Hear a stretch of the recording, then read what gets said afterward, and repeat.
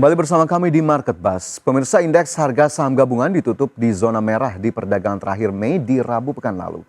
Meski melemah, IHSG secara bulanan ternyata masih menguat 7,44%. Catatan ini membuat IHSG dipastikan tidak mengalami fenomena musiman sell in May and go away. Indeks harga saham gabungan atau IHSG berakhir di zona merah dan belum mampu mempertahankan posisi di level 7.200-an di perdagangan hari terakhir Mei. Di perdagangan Rabu 28 Mei 2025, IHSG melemah 0,32% di level 7.175,82. 7 indeks sektoral melemah dari total 11 sektor di Bursa Efek Indonesia, dengan sektor yang melemah paling dalam antara lain consumer cyclical turun 1,28%, sektor barang baku koreksi 1,07%, dan sektor infrastruktur terdepresiasi di 1%. Saham grup Barito milik Prayogo Pangestu tercatat menjadi pemberat utama IHSG.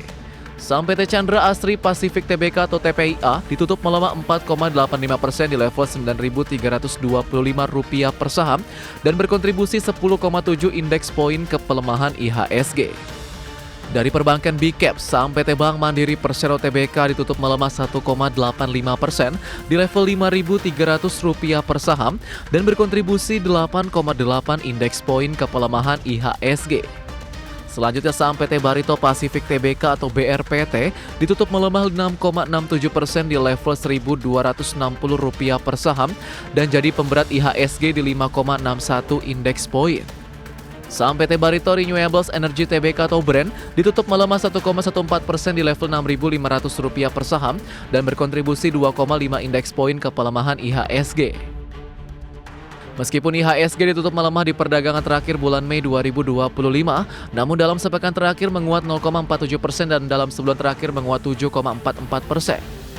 Catatan penguatan ini mengindikasikan fenomena sell in May tidak terjadi di Mei tahun ini. Bahkan kenaikan IHSG di Mei 2025 ini lebih tinggi ketimbang pandemi COVID. Di sisi lain, masih menguatnya IHSG dalam sebulan terakhir cukup kontras dengan rekam jejak pergerakan IHSG di bulan Mei dalam 10 tahun terakhir. Di 2024, IHSG di Mei anjlok 3,64% dan memperpanjang turunnya pasar saham RI. Dalam 10 tahun terakhir, IHSG di Mei hanya hijau selama 3 kali dan selebihnya memerah. Tercatat di Mei 2020, IHSG menguat 0,79%, di 2017 IHSG menguat 0,93%, dan di 2015 menguat 2,55%. Berbagai sumber IDX Channel.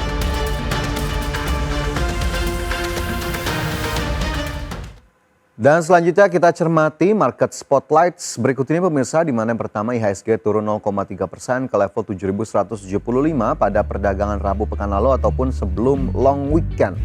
Kemudian saham consumer cyclical pimpin pelemahan sektoral turun 1,2%.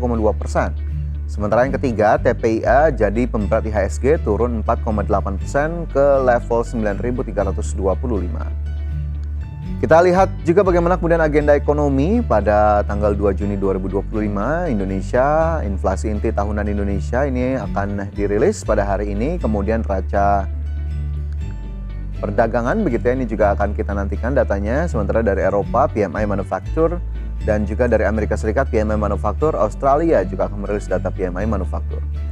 Sementara dari sisi emiten ada Bumi, RUPS, Poli, RUPS, POWR, DPS, dividen tunai, Capin, KUM dividen tunai, Humi, X dividen tunai. Dan selanjutnya kita lihat posisi dari Bursa Asia, bagaimana kemudian pergerakannya di awal pekan. Pada pagi hari ini terpantau dari Nikkei Tokyo ini terkoreksi bergerak turun lebih dari 1%. Kemudian jika kita lihat dari Straits Times Index Singapura menguat 0,21% ke level 3.902. Kospi Korea ini menguat 0,26% ke level 2.704 dan Hang Seng Hong Kong turun 1,06% ke level 23.043.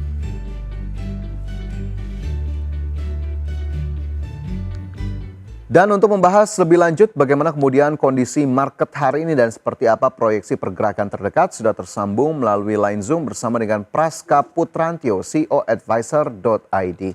Mas Praska, terima kasih sudah bergabung di Market Buzz hari ini. Sehat Mas Praska ya? Ya, selamat pagi Mas Fajar, ya sehat. Ya. Baik, Mas Praska, sebelum kita gali terkait dengan saham-saham yang menarik untuk dicermati, saya ingin ke indeks harga saham gabungan dulu, Mas Praska. Naik lebih dari 7% di sepanjang bulan Mei 2025. Ini apa saja catatannya? Apakah kemudian memang diikuti dengan net buy yang cukup tinggi pada bulan Mei? Ya, baik. Jadi memang kalau kita cermati pergerakan IHSG sepanjang bulan Mei ya, yang melonjak secara performance month on month ya, ini bicara saya sekitar di angka 6,6, tepatnya di angka 6,04% ya, month on month ya. Itu Pak, tentu saja ditopang oleh dana asing yang di sini cukup besar masuk dengan akumulasi pasar reguler mencapai 6,18 triliun seperti itu. Dan juga kenapa kok dana asing cukup masuk cukup deras? Tentu saja ada katalis pendukung. Kalau saya rekap ya, yang pertama adalah di samping karena nilai tukar menguat juga, ya kan, dan juga pelemahan nilai dolar. Terus samping itu juga investor tampaknya sudah mulai mencermati lagi pasar emerging market yang belum banyak mengalami apresiasi. Salah satunya adalah Indonesia seperti itu, dan juga kita melihat di sini rilis data emiten Q1 ya. Rilis data Q1 kan juga mayoritas sekitar 60% ya, untuk emiten-emiten yang big caps itu mencatatkan pertumbuhan pendapatan ya dibanding periode sama tahun lalu, seperti itu, pendapatan dan laba ya sekitar 55-60%. Nah, kemudian samping itu juga yang dari faktor eksternal yang saya rekap adalah membaiknya sentimen ya, terutama dari isu perang dagang, karena dari drama perang dagang yang terjadi ya, setelah sempat memanas, Amerika mengenakan tarif mencapai 145%. Di awal Mei itu terjadi pelonggaran ya, di mana dari sisi Amerika Serikat dan Inggris itu sepakat mengurangi tarif dari beberapa impor barang seperti itu ya.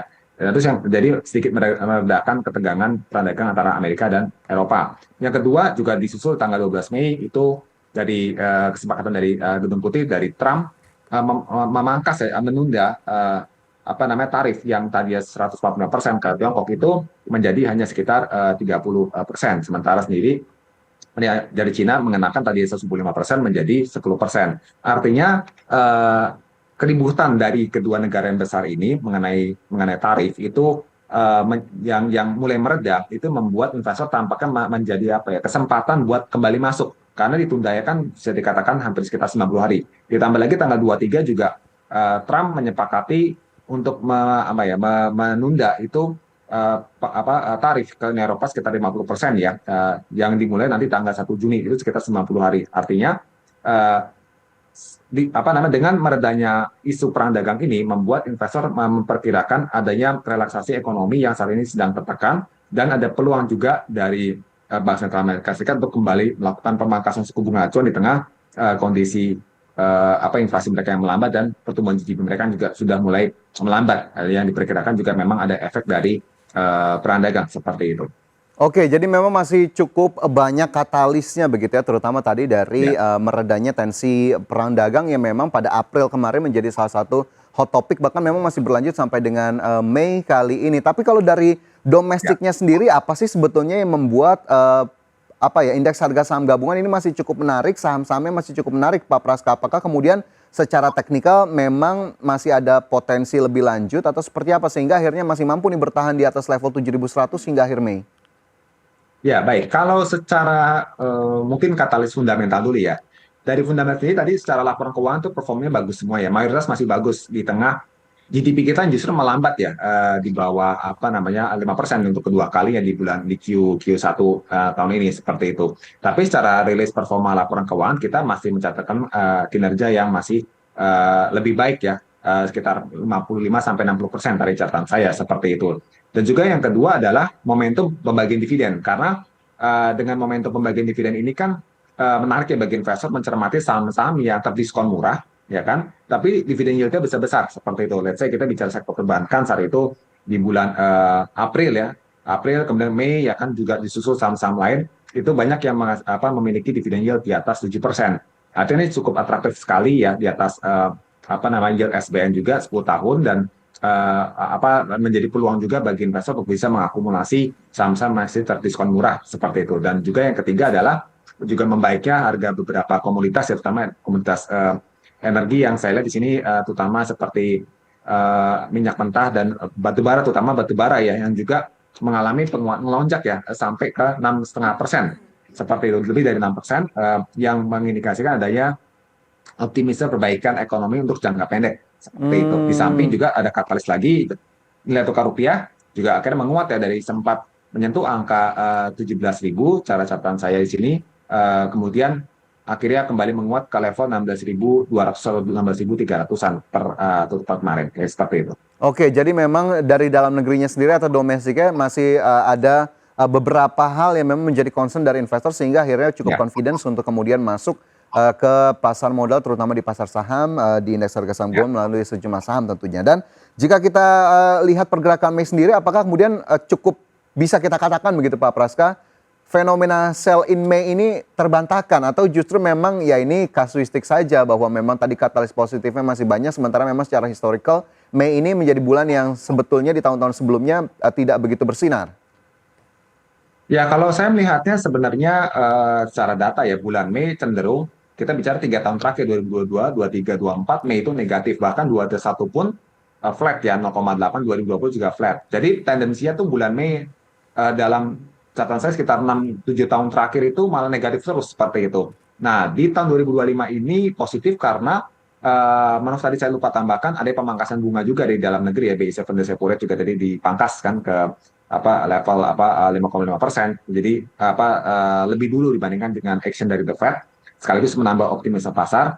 Nah, itu karena banyaknya sentimen positif yang terjadi di menjelang masuk bulan Mei, terutama dari faktor eksternal dulu nih. Faktor eksternal yaitu faktor perang dagang yang jadi concern, jadi sorotan investor. Barulah yang kedua masuk kepada rilis-rilis kinerja emiten ditambah dengan musim pembagian dividen yang membuat pasar menjadi sumringah ya, karena banyaknya saham-saham yang atraktif dengan dividen yang cukup menarik seperti itu. Dan yang ketiga tadi kita lihat ya, memang investor asing tampaknya juga kalau kita compare dengan bursa Asia lainnya, valuasi Indonesia juga sebenarnya masih cukup atraktif meskipun tidak paling atraktif, tapi paling nggak cukup atraktif untuk bisa dicermati di periode jangka pendek ini, kayak seperti itu Mas Fajar. Oke, baik. Jadi memang tadi berdasarkan apa yang kemudian kita lihat begitu di periode-periode sebelumnya memang tidak cukup laju dari IHSG pada bulan Mei, sementara di tahun 2025 ini sepertinya memang berbagai katalis positif mendukung satu sama lain. Lantas terdekatnya ini di berapa kemudian untuk potensi indeks harga saham gabungan terdekat setelah kemarin pada Rabu pekan lalu masih mampu bertahan di atas level 7.100. Tapi nanti Pak Praska akan kita gali lebih lanjut usai jeda. Pemirsa tetaplah bersama kami, Market Buzz segera kembali.